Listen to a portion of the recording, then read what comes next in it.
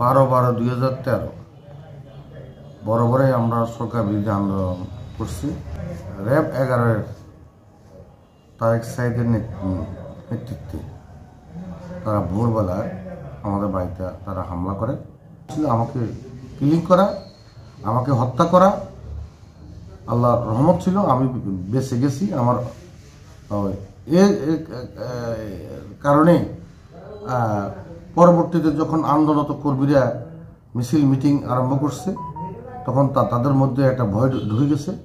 তারা আমার ভাইকে উন্নত নেওয়ার জন্য, গুম করার জন্য আমার দুই ভাইকে চেষ্টা করে। মানুষের কারণে তারা পারে নাই। রাস্তা আমাদের নেতাকর্মীর অবস্থান ছিল, সাধারণ মানুষ অবস্থান ছিল, তাদের বিরুদ্ধে প্রতিরোধ গড়ে তোলে। প্রতিরোধের মাধ্যমে তারা হাজার হাজার তারা গুলি করে। তার মধ্যে আমাদের জেলা যুবদলের যুগ্ম সাধারণ সম্পাদক ইকবাল হোসেন জুয়েল এবং শিহাব সুমন মাহবুব মৃত্যুবরণ করে, শহীদ হন, এবং শত শত নেতাকর্মী আহত হন, এবং অনেকে পঙ্গুত্ব জীবন এখন নিয়ে আছে। আমরা কোনোদিন ভাবি নাই যে বিগত সরকার, শেখ হাসিনা সরকার, এই ধরনের স্টিম রোলার এই জনগণের উপর, আমাদের বিরোধী দলের নেতা কর্মীদের উপর হামলা চালানো হবে। এবং এই 12/12/2013 যে ঘটনাটা ঘটছে, প্রতিদিন আমরা এই তারিখে আমরা সবসময় ওই যারা আমাদের ভাইরা মারা গেছে তাদের স্মরণে আমরা সবসময় আমরা মিলাদ মাহফিল করি, আলোচনা সভা করি। আমাদের লক্ষ্মীপুরের জন্য এই দিনটা অত্যন্ত মর্মান্তিক, এমন শোকাবহত।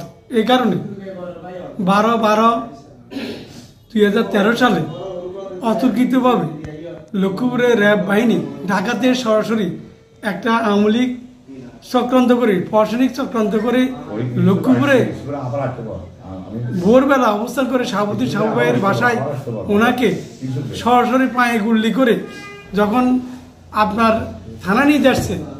কিন্তু এর মধ্যে আমাদের বিভিন্ন সেক্টরে ছাত্রদল, যুবদল, কৃষক দল, শ্রমিক দল, স্বেচ্ছাসেবক দল, বিএনপি, বিশেষ করে পুরো বিএনপি সহ দক্ষিণ ডিসিশন, উত্তর ডিসিশন, আমরা প্রতিনিয়ত সরকার বিরোধী আন্দোলন ভোরবেলাতে আমরা চালিয়ে যাচ্ছি।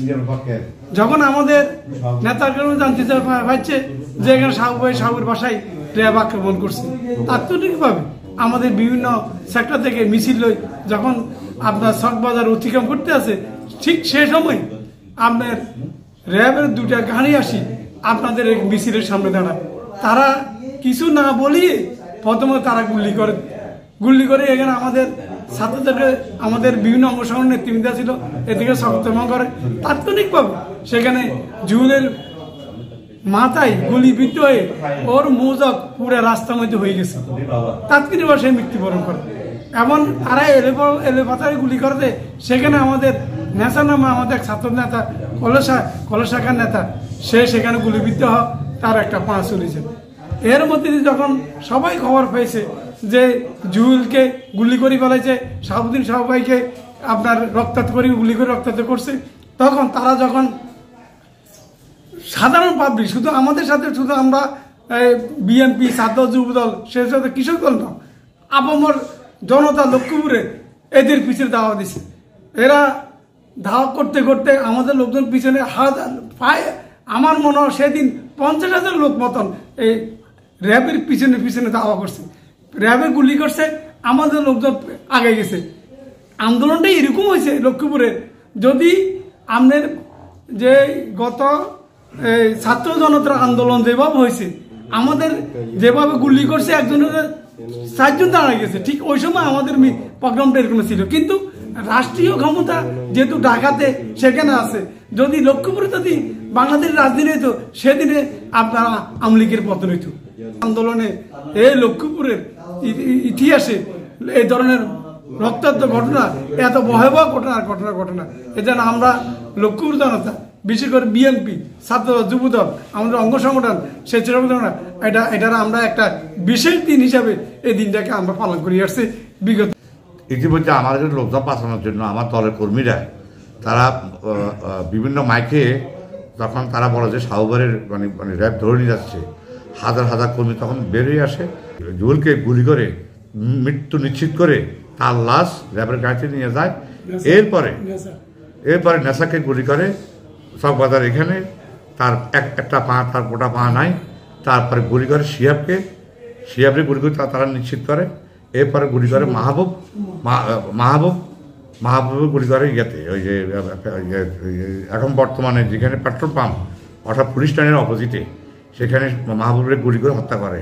এই 4 জনকে তারা গুলি করে হত্যা করে নিশ্চিত করে তারা চলে যায়। সাথে তারা আমাদের যুগ্ম সম্পাদক যে জুয়েল, সেই জুয়েলের লাশ তারা তাদের গাইড করে নিয়ে যায়। আজ পর্যন্ত তার পরিবাররা সেই লাশের হদিস এখনও পায় নাই। আমি আশা করি এই জুয়েলের লাশটা কোথায় আছে, কীভাবে আছে, তার পরিবারের কাছে এই লাশটা যাতে ফেরত পায়, তারা অন্তত তার ছেলেমেয়েরা অন্তত কবরটা জিয়ারত করতে পারে, সেই ব্যবস্থা যেন সরকার করে দেয়। এটাই আমাদের কাছে সরকারের কাছে প্রত্যাশা। লক্ষ্মীপুর জেলার সরকারি আইন কর্মকর্তা বা জিপি হিসাবে আমার একটাই বক্তব্য যে 2013 সালের 12ই ডিসেম্বরে যে মর্মান্তিক পৈশাচিক হত্যাকাণ্ড এবং যে গুলি করা হয়েছে শাহাবুদ্দিন সাবুর সাহেবের পায়ে, এবং লক্ষ্মীপুরের অগণিত মানুষকে গুলি করা হয়েছে, অনেকে মারা গেছে, পঙ্গু হয়েছে, আহত হয়েছে।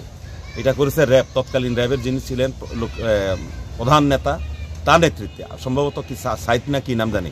যাই হোক, আজ এত বছর পরে আমি আইনজীবী এবং আমি রাষ্ট্রের একজন দায়িত্বপ্রাপ্ত জিপি হিসাবে আমার একটা নিবেদন যে অন্তত এই নিরীহ মানুষগুলো যেন একটা ন্যায় বিচার পায়। আর যে জুয়েলকে তারা নিয়ে গেছে, এই জুয়েলের লাশটা তারা কোথায় দাফন করেছে, কি নদীতে ফেলে দিয়েছে, অন্তত এই সংবাদটা যে কোনো মাধ্যমে হোক জুয়েলের পরিবারকে যেন তারা জানায়। এটা দাবি করি না, তবে শুনেছি মামলা হয়েছে। আমরা যদি যে মামলাটা আছে, আমি আশা করি মামলাটাতে একটা সুষ্ঠু এবং ন্যায়ভিত্তিক বিচার হবে। যিনি প্রকৃত অপরাধী তিনি শাস্তি পাবেন।